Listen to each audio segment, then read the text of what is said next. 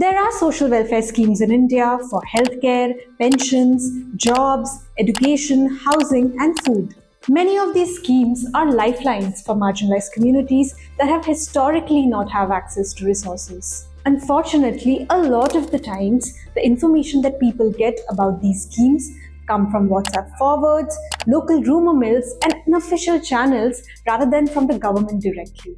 This misinformation distorts reality, drives people away from benefits, and makes it difficult for grassroots organizations and community activists that are working towards the last mile delivery of government rights and entitlements. So, how do we identify fake news about welfare schemes? Often common signs of scheme-related misinformation includes WhatsApp forwards and text messages promising dubious benefits. These are typical phishing scams. Always look out for half-truths such as claims that an Aadhaar card alone is enough to secure a widow pension, ignoring required documents like death certificates or bank proof. Maharashtra में बाल संगोपन योजना करके एक योजना शुरू हुई है हमारे यहाँ। एक सोशल मीडिया पे व्हाट्सएप और फेसबुक पे इधर उधर वो चीजें घूम रही थी। एक मुख्यमंत्री बाल संगोपन जो योजना है उसके बाल आशीर्वाद करके उन्होंने फैला दिया, जिसमें एक स्कूल का लेटर था और उस स्कूल के लेटर पे एक स्कूल का सिग्नेचर है, उस पे स्टंप लगाया है बाल आशीर्वाद करके। इस तरीके से जो योजना है महाराष्ट्र में लागू है। जल्दी से जल्दी आप फॉर्म भरिए और नहीं तो आपका अनुदान छूट जाएगा, इस तरह के वो मैसेज था। अब रही सीमित जगह है बोलेंगे तो लोग भागदौड़ ही करने लग जाते हैं। तो बहुत सारे लोगों ने क्या हुआ, जहां एक्चुअल जी योजना चालू है, जो अपनी बाल संगोपन योजना जो महाराष्ट्र गवर्नमेंट चलाती है, तो वो उसको छोड़ के लोग इस बाल आशीर्वाद योजना के पीछे लगे। वो कागजात करने के लिए लोगों ने हजारों रुपए खर्च कर दिए। The implications for people who are dependent on these schemes are many. Misguided by false promises, they lose time, money, and often become victims of scammers, even stealing their data. For example, cybercriminals in Dhanbad duped farmers with a fake subsidized tractor WhatsApp scheme. The fraud was only caught after farmers sought confirmation at the agriculture office. Why does false information related to government benefits spread and who gains from it? The monetary benefit of this kind of fake news is a primary motivator for scammers and fraudsters. Messages trick people into sharing personal data and even paying fake fees for benefits that never come. Of course, there's a political spin sometimes. False claims raise expectations during elections, such as fake cash transfers to farmers. Pre-2024 elections, rumors promised Rs 10,000 Jan Dhan payments to farmers. None materialized, eroding trust in a government framework. This type of misinformation diminishes the social welfare model, rights-based delivery, and accountability mechanism of the state. So how does this type of misinformation spread?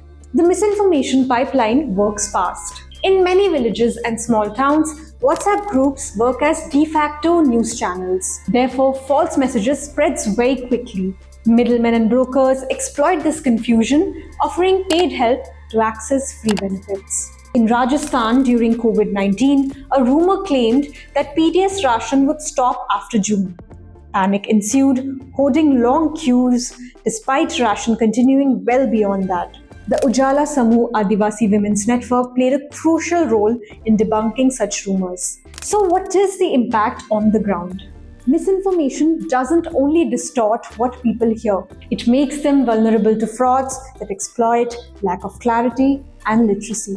तो होता क्या है, ऐसी miss information योजना के बारे में यदि फैलती है, एक तो पहला सबसे बड़ा नुकसान होता है लोगों का आर्थिक नुकसान, काफी पैसा खर्च हो जाता है, और दूसरा उनका वक्त भी बर्बाद होता है। और इसका इम्पैक्ट गवर्नमेंट स्कीम के ऊपर ऐसा होता है कि इस तरह की सारी योजना ही फेक है, मतलब लोगों को लगने ही लगता है कि ये योजना ही फेक है। Non-profits' efforts are diverted from outreach to myth-busting, reducing their bandwidth to deliver development programs. There's also a lower uptake of actual welfare programs because of this skewed perceptions, which in turn reduces policy effectiveness. Misinformation around social sector schemes threatens development on multiple fronts. It misleads citizens, strains non-profits, and derails welfare system. If you or someone you know receives a link that offers entitlement, always verify such forwards. These are often suspicious, so avoid clicking on unfamiliar domain. Genuine government portals usually always have a gov.in in their domain. Never provide Aadhaar numbers, bank details, or OTPs unless you're absolutely sure that you're on an official platform. If you're unsure, check with another trusted member such as Anganwadi workers, Ashas, school teachers, and Panchayat members who can verify whether a scheme is genuine. If the link turns out to be fake, alert others in the community so that more people don't fall for the misinformation.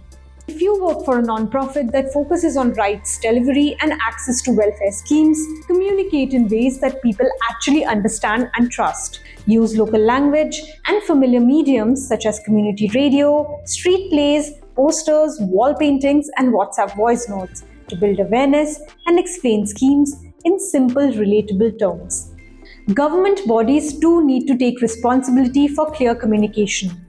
Policies and schemes should be translated into local dialects, presented in simple formats, and proactively disseminated through trusted local channels. This also means actively countering misinformation and rumors through village-level workers, school teachers, health workers, or local leaders who people rely on and trust.